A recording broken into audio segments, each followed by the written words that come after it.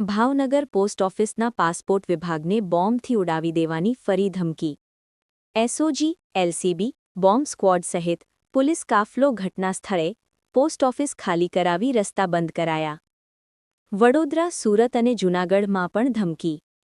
ભાવનગરની પોસ્ટ ઓફિસના પાસપોર્ટ વિભાગ ઉપરાંત સુરત અને જૂનાગઢની પાસપોર્ટ ઓફિસ અને વડોદરાની પારુલ યુનિવર્સિટીને પણ આજે બોમ્બથી ઉડાવી દેવાની ધમકીના ઈમેલ મળ્યા હતા. ત્યાં પણ તપાસના અંતે કશું હાથ ના લાગ્યું હોવાનું જાણવા મળેલ છે.